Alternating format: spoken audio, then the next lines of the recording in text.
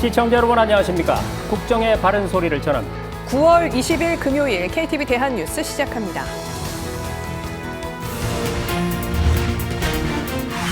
체코를 방문한 윤석열 대통령이 정상회담에서 원전 수주 시 체코와 원자력 동맹을 맺는 거라며 세심하게 챙기겠다고 말했습니다. 파벨 대통령은 우리나라의 최종 수주를 낙관적으로 본다고 밝혔습니다. 윤 대통령은 한 체코 비즈니스 포럼에도 참석해 현지 원자력 설비 기업도 시찰했습니다. 양국은 원전 전주기 협력에 합의하고 팀 체코리아가 돼 원전 르네상스를 이뤄나가기로 했습니다. 이번 순방의 첫 번째 성과는 원전 전주기 협력 기반을 마련하였다는 것입니다. 모레까지 전국에 많은 비가 예보됐습니다. 중국에 상륙한 뒤 열대 저압부로 약화된 태풍 플라산이 한반도 쪽으로 방향을 튼 가운데 정부는 호우 위기경보 수준을 주의 단계로 상향했습니다. 정부가 응급 중환자 진료에 대한 보상을 강화하겠다고 밝혔습니다. 특히 추석 연휴 한시적으로 시행했던 전문의 진찰료 가산 등에 대해 연장을 검토하겠다며 의료계가 의료개혁의 핵심 파트너가 돼달라고 강조했습니다. 오늘 첫 소식입니다. 한체코 정상회담을 한 윤석열 대통령은 신규 원전 수주 땐 원자력 동맹이 구축되는 거라면서 최종 계약까지 세심하게 챙기겠다고 밝혔습니다. 파벨 체코 대통령도 한국의 최종 수주를 낙관적으로 본다고 말했습니다. 최영은 기자입니다. 윤석열 대통령 부부가 차에서 내리자 페트르 파벨 체코 대통령 부부가 반갑게 맞이하고 프라하성 광장 한복판에는 애국가가 울려 퍼집니다.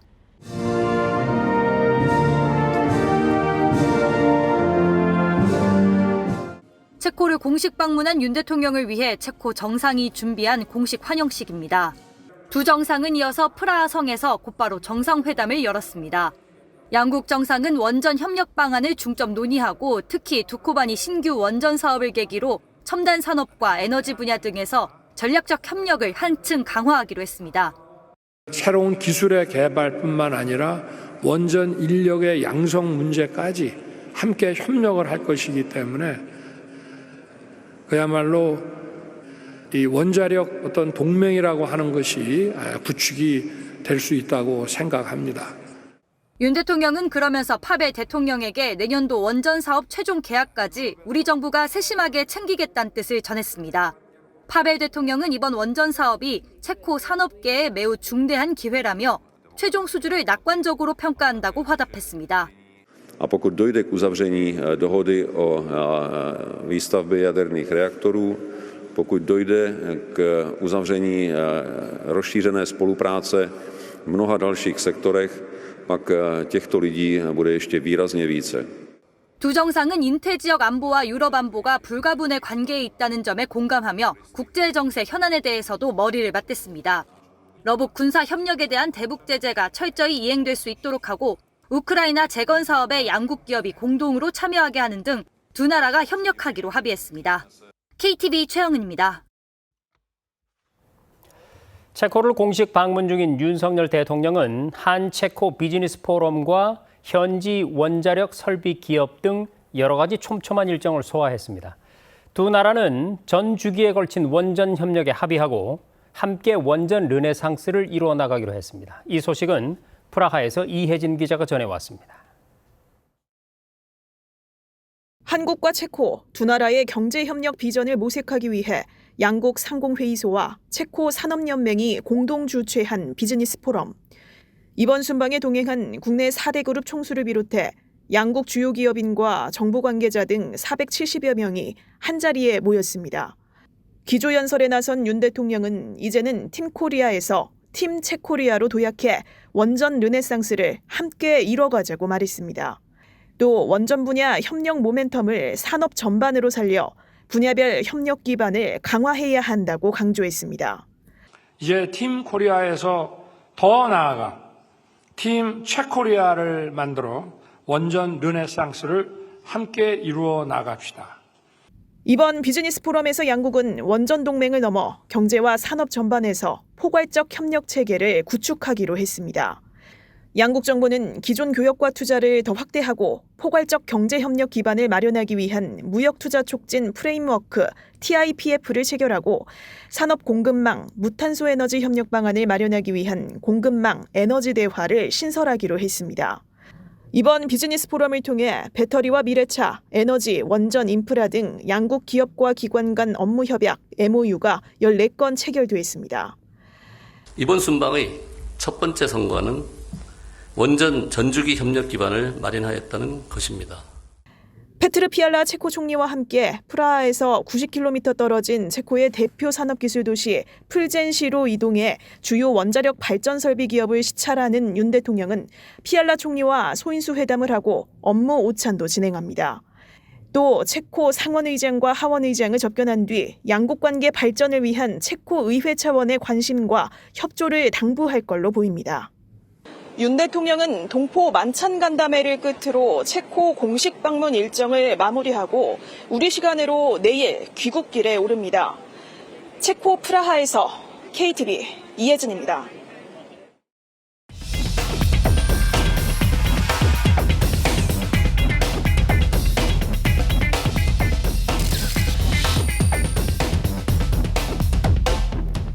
네, 윤석열 대통령의 체코 방문 소식 뉴스룸에 나와 있는 취재 기자와 함께 보다 자세하게 알아보겠습니다. 자, 배현차연 기자, 앞서의 비즈니스 포럼 같은 주요 일정 뉴스 리포트를 통해서 확인해 봤는데 이 비즈니스 포럼에서 눈여겨볼 만한 어떤 협약 같은 게 있었나요? 네, 윤석열 대통령은 대한민국 1호 영업사원을 자청하며 세일즈 외교에 주력하고 있습니다. 앞서 열린 비즈니스 포럼에서는 그 성과가 명확하게 보였는데요. 가장 눈여겨볼 만한 건 바로 양국 정부 간 무역 투자 촉진 프레임워크입니다. TIPF는 양국 간 기존의 교역과 투자를 더욱 확대하고 첨단 산업과 원전 수소 등 에너지 협력을 포함해 포괄적 경제 협력을 위한 제도적 기반을 마련한다는 의미입니다. 한국이 체결한 25번째 TIPF이고 유럽 국가와는 5번째입니다. 이와 함께 공급망, 에너지 대화도 신설했는데요. 양국 간 경제협력의 견실한 이행을 위한 정부 간 소통 플랫폼입니다. 앞으로 양국은 산업 공급망, 무탄소 에너지 등 다양한 분야에서 협력 방안을 이 소통 플랫폼을 통해 논의하게 될 전망입니다. 네, 지금 우리나라와 체코 사이에 역시 원전 수주가 최대 이슈일 수밖에 없는데요. 이변 기자, 이 수주를 넘어서 전 주기에 걸친 원전 협력이 약속됐죠. 네, 맞습니다. 윤 대통령은 앞서 체코 원전 건설 사업 성공을 위해서 정부의 지원 의지를 강조했는데요. 무엇보다도 원전의 전 주기에 걸친 협력을 약속했습니다. 원전 설계부터 운영, 핵연료, 방패물 관리 등 이 원전 생태계를 구성해 한국과 체코가 함께 이끌어간다는 데 의미가 있습니다. 한국과 체코는 이를 기반으로 글로벌 원전 동맹 파트너십을 구축할 계획입니다. 체코와 원전 동맹은 앞으로 폴란드와 루마니아 등 동유럽 지역에서 원전을 추가 수주할 수 있고 나아가 한미 글로벌 원전 동맹 파트너십 구축으로 전 세계 원전 시장에서도 영향력의 확대를 기대할 수 있을 전망입니다. 네, 비즈니스 포럼과 현지 기업 시찰 같은 바쁜 일정 속에서도 윤석열 대통령이 현지 언론과 인터뷰를 했죠. 이 인터뷰에서 어떤 얘기들이 나왔습니까? 네, 윤 대통령이 앞서 체코의 대표 경제지인 호스포다즈스케 노비니와 서면 인터뷰를 진행했습니다. 윤 대통령은 방문의 의미와 앞으로 체코의 긴밀한 경제 협력 분야를 묻는 질문에 답을 했는데요. 윤 대통령은 배터리나 첨단 로봇, 미래차 등 첨단 산업 분야에서의 협력 잠재력이 매우 크다고 설명했습니다. 윤 대통령은 최근 본격적으로 공사에 들어간 울진 신한울 3, 4호기도 언급했는데요. 이 신한울 3, 4호기 건설은 한국의 원전 생태계 완전 복원을 의미한다면서 이 원전의 적극적인 활용에 대해서는 국민적 공감대도 형성되어 있다고 말했습니다. 네, 그런가 하면 페트르 파벨 체코 대통령도 우리 언론과 인터뷰를 했죠? 네, 맞습니다. 파벨 대통령은 윤석열 대통령에 대해 편견 없이 이야기를 나눌 수 있어 매우 기뻤다고 표현했습니다. 또한 원전 사업에 대한 기대감을 나타냈는데요. 파벨 대통령은 여전히 한국의 제안을 모든 평가 기준에서 가장 우수한 것으로 보고 있다고 강조했습니다. 그러면서 이번 프로젝트가 다른 유럽 국가들로 확대될 것도 기대한다고 언급했습니다. We also believe in a great potential of developing this cooperation further on, and not only on our own nuclear power plant, but also extending that cooperation and good record from I hope, a successful project to other European countries, especially in Central and Eastern Europe, who will be interested in securing their energy supplies through nuclear power. 또 이 첫 계약이 잘 성사된다면 앞으로도 계속 협력을 이어갈 수 있는 가능성이 높다며 향후 태물린 원전의 추가 수주 가능성도 시사했습니다. 네, 지금까지 윤석열 대통령의 체코 방문 소식 자세히 살펴봤습니다. 변찬 기자 수고 많았습니다.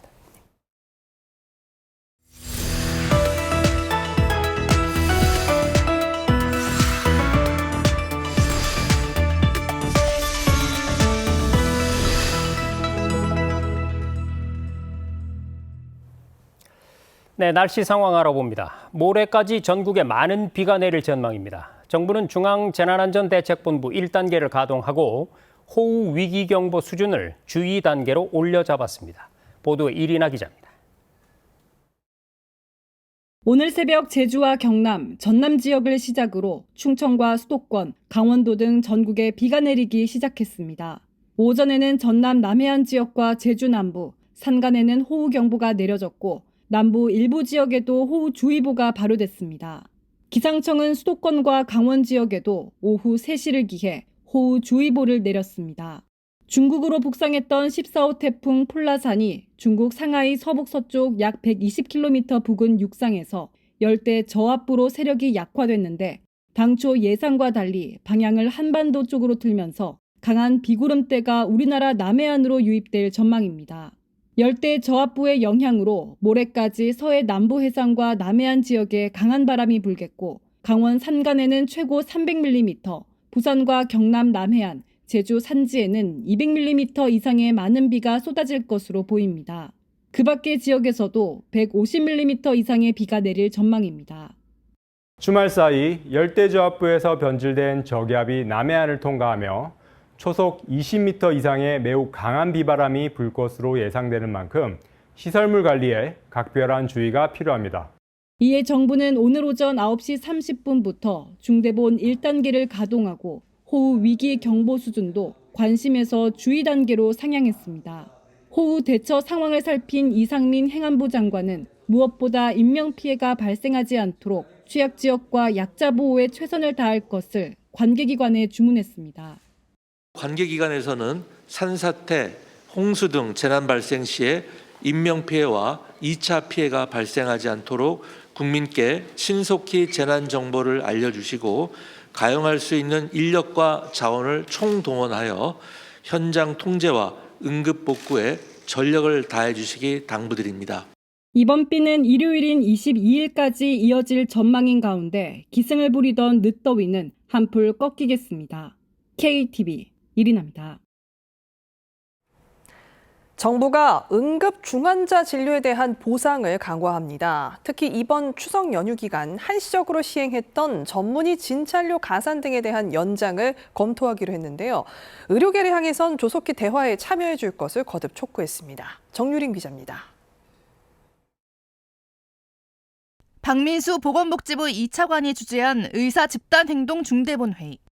정부는 추석 위기설까지 대두됐던 응급의료에 큰 차질은 없었다고 거듭 강조하며 국민의 성숙한 시민의식과 의료진의 헌신에 공을 돌렸습니다. 전공의 이탈 등 의정 갈등이 장기화된 가운데 남아있는 의료진의 피로는 한계에 달한 상황. 박 차관은 이런 어려움을 잘 알고 있다며 의료 현장의 애로사항을 신속히 해소해 나가는데 최선을 다하고 있다고 말했습니다.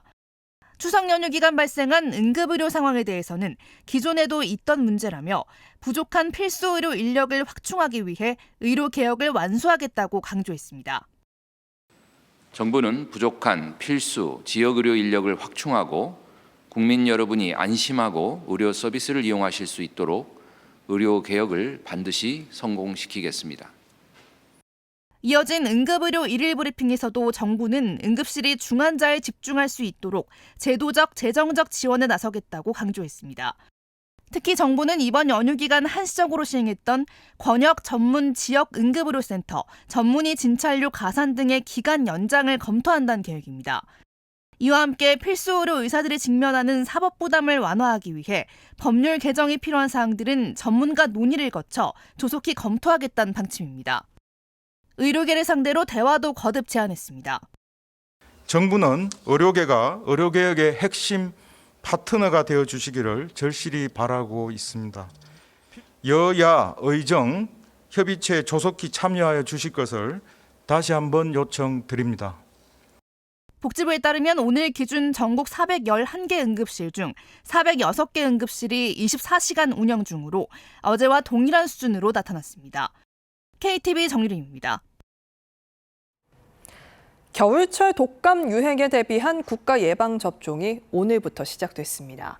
어린이와 임신부, 65세 이상 어르신의 경우는 무료로 접종받을 수 있는데요. 자세한 내용을 윤현석 기자가 전해드립니다.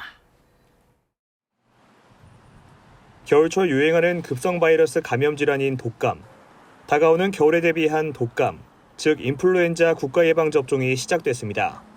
내년 4월 30일까지 진행되는 이번 접종에서는 독감 감염 시 중증으로 이어질 위험이 큰 생후 6개월 이상 13세 미만 어린이와 임신부, 65세 이상 성인을 대상으로 무료 접종이 이뤄집니다. 접종 시작은 순차적으로 진행됩니다. 과거 접종 이력이 없거나 한 번만 맞아서 2회 접종 대상인 어린이는 20일부터 접종이 시작됩니다.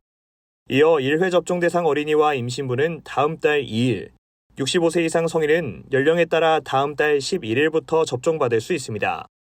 접종을 위해선 접종 가능한 날에 맞춰 접종 지정 의료기관이나 보건소를 찾아가면 되고 예방접종 도우미 누리집과 스마트폰 지도 앱 등을 활용하면 위치를 쉽게 확인할 수 있습니다. 접종 대상자는 5접종을 맞기 위해 반드시 신분증을 챙겨야 합니다. 어린이의 경우 주민등록 등본을, 임신부는 산모수첩 등 신분증을 가져가야 합니다. 한편 방역당국은 65세 이상 고령층의 경우 같은 시기 국가접종을 시작하는 코로나19 백신과 동시접종할 것을 적극 권고했습니다. 동시접종 시에도 안정성에는 크게 문제가 없고 오히려 효과가 더 높다고 밝혔습니다. 동시 접종은 국내외 연구 결과 면역원성과 안전성이 확인되었고 미국, 영국, 일본, 호주 등 여러 국가에서 두 백신의 동시 접종을 적극적으로 실시하고 있습니다. 이어 접종 후 약 2주 뒤부터 방어항체가 형성돼 인플루엔자에 감염되더라도 중증화와 사망 위험을 낮출 수 있는 만큼 대상자는 꼭 예방접종을 받으라고 강조했습니다. KTV 윤현석입니다. 오늘은 우리 국민인 김정욱 선교사가 북한에 억류된 지 4,000일이 되는 날입니다. 우리나라와 미국, 캐나다가 한날 한시에 성명을 내고 북한 억류자를 즉각 무조건 송환하라고 촉구했습니다. 보도에 김민아 기자입니다. 지난 2013년 중국 단둥과 북한을 오가며 탈북민을 돕고 선교 활동을 하던 김정욱 선교사가 북한 당국에 체포됐습니다. 이듬해인 2014년 북한 주민을 대상으로 구호 활동을 하던 최춘길, 김국기 선교사가 억류됐습니다. 반공화국 정탐모략 행위를 감행하다가 적발 체포된 괴뢰 정보원 간첩들인 김국기, 최춘길에 대한 재판이 진행됐습니다. 김정욱 선교사 강제구금 4,000일을 맞아 김영호 통일부 장관이 억류자 송환을 촉구하는 성명을 냈습니다. 정부는 이러한 북한의 불법적이고 반인륜적인 만행을 규탄하며 국제인권규약의 당사국이기도 한 북한이 불법적으로 억류 구금하고 있는 우리 국민들을 즉각적이고 무조건적으로 석방할 것을 강력히 촉구합니다. 김영호 통일부 장관은 북한에 우리 국민의 생명과 안전에 대한 정당한 요구를 절대 외면해서는 안 되며 국제사회의 강력한 경고를 엄중하게 인식해야 한다고 경고했습니다. 미 국무부와 캐나다 외교부도 같은 시각 성명을 내고 북한 당국에 의해 불법적으로 억류된 한국인에 대한 석방을 촉구했습니다. 북한은 10년이 넘는 시간 동안 불법으로 억류된 우리 국민에 대한 생사 확인조차 거부하고 있습니다. 아침에 눈을 뜨면 이 무더위에 강제 노동을 시작하실 아버지를 생각합니다. 저녁에 잠자리에 들 때면 아버지가 오늘 하루 무사히 남기셨을지 아닐지에 대한 걱정이 저를 압도합니다. 가족의 생사를 모른 채 살아간다는 것은 고문과 같은 고통입니다.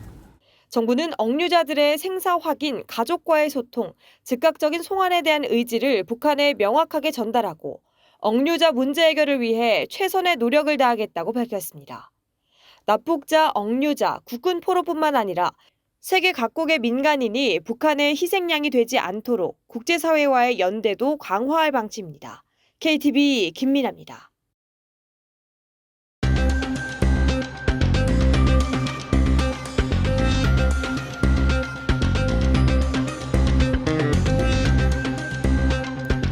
네, 발로 뛰는 취재 현장 고발입니다. 어느 날 사회관계망으로 일론 머스크가 말을 걸어온다면 믿는 사람이 그렇게 많지는 않을 것 같습니다. 하지만 만일에 영상통화까지 하게 된다면 어떨까요? 이렇게 유명세를 활용한 피싱 범죄가 최근에 기승을 부리고 있는데요. 문기혁 기자가 현장을 고발합니다. 유명 연예 기획사라며 보내온 문자입니다. 고수익 일자리가 있다며 유혹하는데 낚시용 피싱 스팸 문자입니다. 해당 기획사에서 공식적으로 주의를 안내하기도 했습니다. 불법 스팸은 급증하고 있습니다. 휴대전화 스팸 신고 건수는 지난달까지 2억 8천만 건을 넘어서며 이 기간 역대 최대치를 기록했습니다.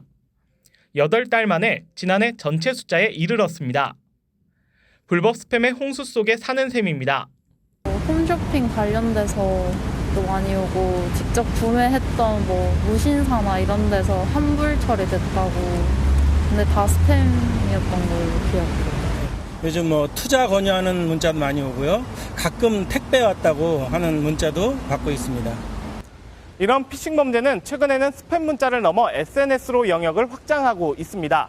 피해자의 이야기를 직접 들어보겠습니다. SNS에서 일론 머스크라며 자신에게 접근했다는 피해자 A씨.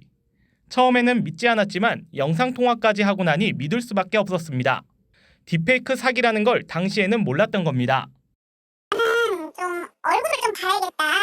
영상통화를 하대요. 하얀색 티셔츠를 입으면서 일론 머스크 얼굴인데 헬로 나 진짜 맞다 이러면서 음성 메시지도 이렇게 보내주더라고요. 서서히 다가온 사칭범은 가상자산을 대신 투자해주겠다며 돈을 요구했습니다. 그렇게 여러 차례 건넨 돈이 7천만 원입니다. 저만 7천만 원 정도 몇 번이나 다 해서 통장주도 중간에 있었고 그 통장주 같은 경우는 저한테 이제 테슬라 직원이라 그러고 테슬라 한국 직원이라 이러고 그녀의 통장에 이제 넣어주면 그녀가 이제 비트코인을 사서 나한테 보내줄 것이다. 스팸 문자나 SNS를 통해 이성에게 접근해 호감을 얻은 뒤 돈을 뜯어내는 일명 로맨스 스캠. 경찰이 처음으로 조사했더니 올해 2월부터 지난달까지 920건, 545억 원의 피해가 확인됐습니다. 문제는 피싱 범죄 대응이 기존의 불법 스팸이나 보이스 피싱 등에 초점이 맞춰져 있어 SNS 등을 활용한 신종 피싱은 따라가지 못하고 있는 형국입니다. 실제 피해가 발생해야만 일반 사기로 처벌할 수 있습니다. SNS를 이용한 피싱 범죄의 유형과 모니터링을 통해서 이를 분석하고 이를 예방할 수 있는 방안을 검토해서 관련 법제도를 조속히 마련하는 것이 필요하다고 보입니다. 날로 진화하고 있는 피싱 범죄. 그만큼 억울한 피해도 불어나고 있습니다. KTV 문기혁입니다. 최근 청소년 도박 문제가 날이 갈수록 심각해지고 있습니다. 특히 젊은 층에선 홀덤펍에서의 불법 도박이 성행하고 있는데요. 도박 중독 회복자를 김유리 기자가 만나 그 심각성을 취재했습니다. 어렸을 때부터 딱지치기 등 내기를 즐겨 했다는 권 씨. 재미로 시작해 도박에 빠져든 지 38년째입니다. 도박 중독에 걸려내면 거짓말 도사가 돼요. 돈과 시간을 만들기 위해서 거짓말 투성이가 돼요. 사기꾼 다 사기꾼들이 되어버린 거죠. 거짓말하기 때문에 아주 관계가 다 파괴되고 대인관계, 인간관계. 권 씨는 도박 중독에서 벗어나기 위해 수많은 치유 프로그램에 참여해왔지만 평생 관리해야 한다고 말합니다. 회복의 길, 극복할 수 있는 길을 찾아야 돼. 한 번의 중독은 영원한 중독이라고 보기 때문에 2022년 기준 도박에 중독된 성인은 237만여 명, 도박 중독자가 증가하면서 사회적 문제로 부상하고 있습니다. 특히 인터넷과 스마트폰의 발달로 온라인 도박 접근성이 높아지면서 청소년들의 도박 문제가 심각합니다. 지난해 형사 입건된 도박 혐의 청소년은 171명으로 평균 연령은 16.1세였습니다. 청소년이 도박에 빠질 경우 성인 도박 유형으로 곧바로 진입할 수 있고 2차 범죄로 이어질 수 있어 더욱 위험합니다. 최근 젊은 층을 중심으로는 술을 마시면서 카드 게임을 즐기는 홀덤펌 내 도박 등도 늘고 있습니다. 카드 게임을 즐기는 것은 문제가 되지 않지만 칩을 현금으로 바꾸는 건 엄연한 불법입니다. 정부는 지난해 이 같은 불법 행위 단속을 강화하겠다고 밝힌 바 있습니다. 일부 홀덤 펍에서는 현금이 오가는 등 변칙적으로 운영되고 있습니다. 정부는 선량한 사업자와 이용자를 보호하고 건전한 여가문화 정착을 위해 불법 행위에 엄중히 대처해 나가고자 합니다. 올해 2월 관광진흥법 개정에 따라 홀덤펌 내 불법 행위는 사행산업통합감독위원회 감시 범위에 포함됐습니다. 또 홀덤펍 감시팀을 운영하고 홀덤펌 내 불법 행위 신고 포상금을 최대 5천만 원 지급하기로 했습니다. 청소년 도박 근절과 예방을 위해 대중교통, 유튜브 등 다양한 매체를 통한 홍보도 실시 중입니다. 중독이 일단 되고 나면 그걸 회복하는 건 굉장히 힘듭니다. 그렇기 때문에 사전에 사회에서 이 문제의 심각성을 인지하고 그래서 경각심을 가지고 인식 개선이라든지 교육을 통해서 예방을 하려는 노력이 굉장히 중요합니다. 사감위는 2009년부터 지정된 도박 중독 추방의 날 등을 통해 도박 문제에 대한 사회적 관심을 높이고 중독의 위험성을 지속적으로 알려나갈 계획입니다. KTV 김유리입니다. 이번 명절에 온누리 상품권이 큰 호응을 얻은 걸로 나타났습니다. 추석을 전후로 1조 원 이상 팔려나갔는데요. 특히 지류형의 경우 곳곳에서 품절 대란이 일어나는 등 높은 인기를 과시했습니다. 조태영 기자가 취재했습니다. 시장 근처의 한 은행입니다. 창고로 통하는 유리문에는 온누리 상품권 판매 종료를 알리는 안내문이 붙어 있습니다. 사람들이 많이 사가나 봐요. 네, 많이 사갔어요. 재고가 없어요. 소진됐어요. 신청을 해도 이게 물량이 없으니까. 정부는 추석을 앞둔 지난 2일 할인율을 5%포인트 높인 온누리 상품권을 발행했습니다. 종이 상품권은 10%, 모바일 카드형은 최고 15%까지 할인폭이 커졌습니다. 당초 3천억 원 규모 판매를 예상했는데 4천억 원 넘게 팔리는 등 3일 만에 완판됐습니다. 자제분들이나 이런 분들을 통해서 부모님한테 드리는 현상이 많이 있거든요. 그러면은 쓸어오시는 어르신들이 상당히 많아지고 또 현실적인 매출도 많이 늘어나고 그런 게 있어요. 추가 발행 요구가 잇따르자 정부는 지난 9일 2차 판매를 시작했습니다. 2차 특판 중인 온누리 상품권은 20일 오후 2시 기준 6,563억 원이 팔려나갔습니다. 1차 특판까지 합치면 1조 원을 돌파한 겁니다. 온누리 상품권에 대한 국민의 호응이 높아지면서 지난 10일부터 이 온누리 상품권 사용처를 정부가 확대했습니다. 앞으로는 시장 내에 있는 학원, 병의원, 노래방 등에서도 온누리 상품권 이용이 가능합니다. 예전에는 그냥 재래시장에만 쓸 수 있어서 되게 잘 사용 안 하게 됐는데 이제 생활 밀착형으로 되게 유용하게 쓸 수 있을 것 같습니다. 한편 정부는 온누리 상품권을 지류형 대신 카드용으로 확대할 계획입니다. 부정유통과 지폐 발행 비용 문제 등이 있기 때문입니다. 다만 온누리 상품권 주고객이 고령층인 만큼 전통시장에 주기적으로 현장 안내소를 설치해 상품권의 모바일 카드용 사용 방법을 안내할 계획입니다. KTV 조태영입니다. 먹고 사는 일자리와 문화, 이 둘 사이는 언뜻 보면 거리가 먼 것처럼 보이는데요. 올해 청년 문화주간에서 일자리와 문화가 만났습니다. 청년들의 고민인 일자리 문제를 문화와 함께 고민해 볼 수 있는 다양한 행사들을 김창규 기자가 전해드립니다. 얼굴이 비어있는 캐릭터 도안에 획을 몇 번 그어 요즘 나의 기분을 그려냅니다. 설렘부터 피곤함까지 요즘 청년들의 감정이 하얀 종이에 나타납니다. 짧은 일기를 더해 감정이 담긴 그림 일기를 완성합니다. 단순한 생각의 형태가 아니라 이제 왜 그렇게 생각하는지, 오늘 하루 어땠는지, 요즘에 어땠는지 등을 돌아보게 되는 계기가 된 것 같아서 굉장히 좋았습니다. 많은 분들이 자신의 오늘 하루라든지 최근의 기분 같은 거를 그림으로 한번 그려보면서 기록을 해보면 어떨까 싶어서 기획을 해보게 됐습니다. 매년 9월 셋째 주 토요일은 청년의 날입니다. 올해 청년의 날을 맞아 청년 문화주간에 막이 올랐습니다. 청년의 날은 청년들의 권익을 증진하고 청년 문제에 대한 관심을 높이기 위해 2020년부터 법정 기념일로 제정됐습니다. 문화와 먹고 살 국리를 주제로 열리는 올해 청년 문화 주간에는 청년 일자리를 함께 고민하는 자리가 마련됐습니다. 여러분들 꿈을 현실화시켜 나갈 수 있는 그런 계기나 기회를 이 자리에서 만들 수 있다라면 여러분들이 오늘 더운 날씨에 오셔가지고 이 자리에 앉아있는 시간이 헛되지는 않을 것 같습니다. 유튜버 이승국 씨와 아나운서 출신 배우 최송현 씨 등이 청년들의 미래 직업 탐색에 조언하는 강연이 열리고 개인의 자아 실현을 위해 여러 개의 직업을 가진 사람이 엔잡러라고 하더라고요. 웹 콘텐츠와 공예, 지식재산 전문 개발사 등 문화예술 분야 창업가들의 창업 상담 프로그램도 마련됐습니다. 프로그램을 통해서 이쪽 공예 쪽 작가님도 계셔가지고 그분들한테 좀 많은 조언들도 들을 수 있는 기회가 돼가지고 좀 앞으로 좀 그런 것들이 도움이 좀 되지 않을까 싶습니다. 청년 문화주간은 서울 콘텐츠 문화광장에서 오는 21일까지 이어집니다. 청년의 날 정부 기념식은 내일 서울 여의도 공원에서 열립니다. KTV 김찬규입니다.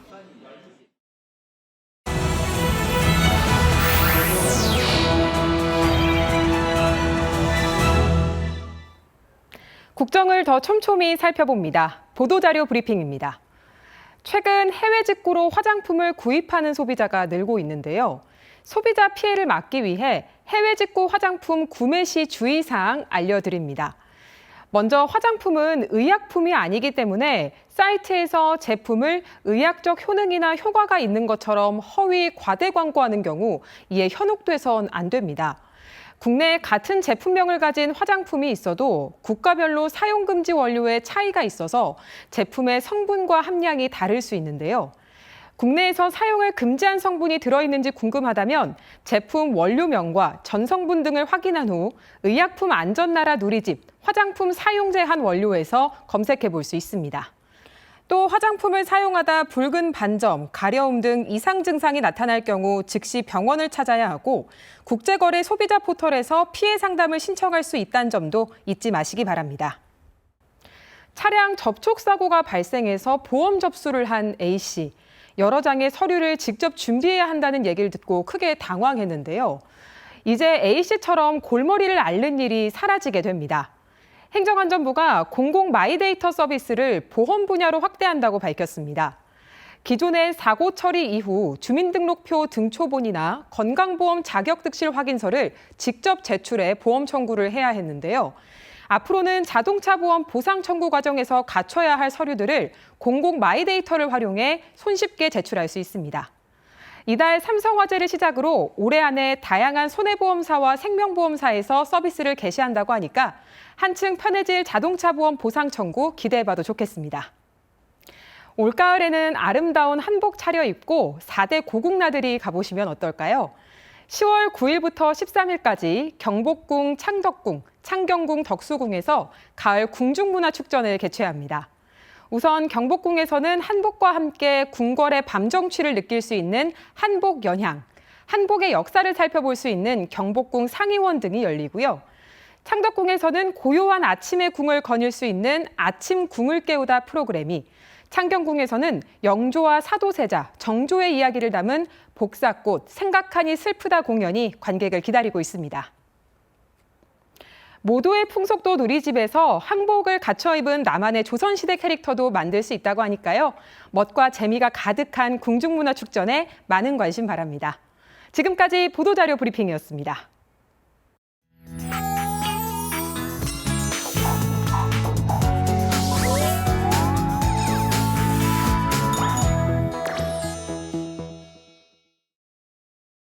I've been hanging on, counting days, thinking it was me all along.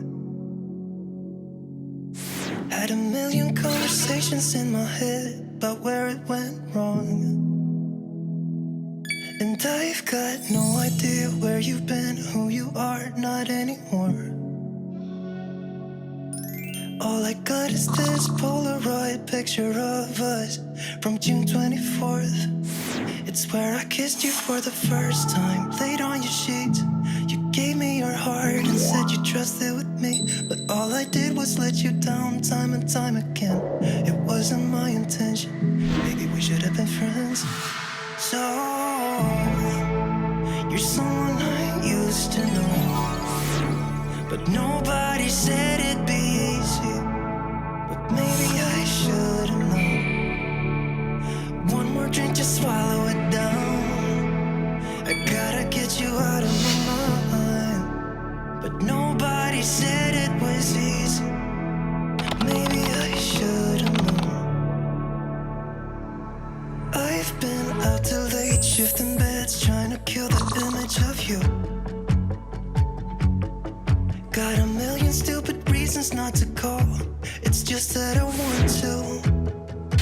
Do you remember how we pulled the drapes in the basement to get away from the world that we couldn't fit in? And how we used to walk those empty streets at night in the city lights is where I saw you for the last time. Said our goodbyes, sat in the car. You saw the pain in my eyes, but I just couldn't let you down time and time again. It wasn't my intention. Maybe we should have been friends. So you're someone I used to know, but nobody said it'd be easy. But maybe I should have known. One more drink to swallow it down. I gotta get you out of my mind, but nobody said it was easy. But maybe I should have known. Guitar.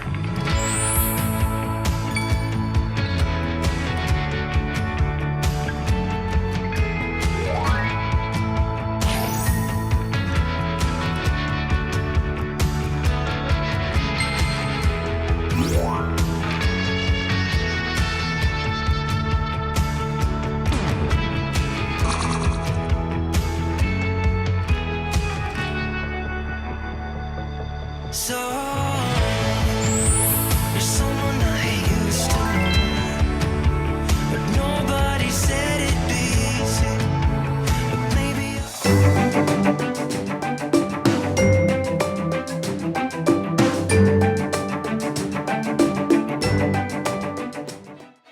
안녕하세요. K웨더 라이프스타일 예보 박유라입니다. 현재 정체전선의 영향으로 흐린 가운데 비가 내리고 있고요. 충청 이남은 소강 상태를 보이는 곳도 있습니다. 주말인 내일도 전국적으로 비가 이어지겠고요. 일요일은 흐린 가운데 영동과 경상, 제주로 비가 지속되겠습니다. 우선 내일까지의 비의 양을 보면 영동 많은 곳에 최고 300mm 이상, 중서부와 영서, 전북과 경상에 최고 150mm 이상, 전남과 제주는 100mm 이상이 되겠는데요. 집중적으로 매우 강하게 쏟아지고 돌풍과 벼락이 치는 곳이 있겠습니다. 침수 피해가 우려돼 안전사고에 유의하셔야겠습니다. 한편 비가 오면서 더위는 수그러들겠습니다. 다음은 자세한 지역별 날씨입니다. 중부지방 낮 기온 서울과 대전 22도, 춘천은 20도로 선선하거나 서늘하겠습니다. 동해안 낮 기온 속초와 강릉 18도에서 19도 선으로 서늘한 날씨를 보이겠습니다. 남부지방 낮 동안 광주 26도, 대구 23도로 폭염이 주춤하면서 선선하겠습니다. 전해상으로 비가 오겠고요. 물결은 최고 4에서 5m까지 매우 높게 일겠습니다. 다음 주는 구름 많거나 남부와 제주로 흐린 가운데 비가 내릴 수 있겠고요. 아침, 저녁에는 서늘하지만 한낮에는 다소 더운 일교차 큰 날씨가 이어지겠습니다. 날씨였습니다. KTV 대한뉴스 오늘 저희가 준비한 소식은 여기까지입니다. 시청해주신 여러분 고맙습니다.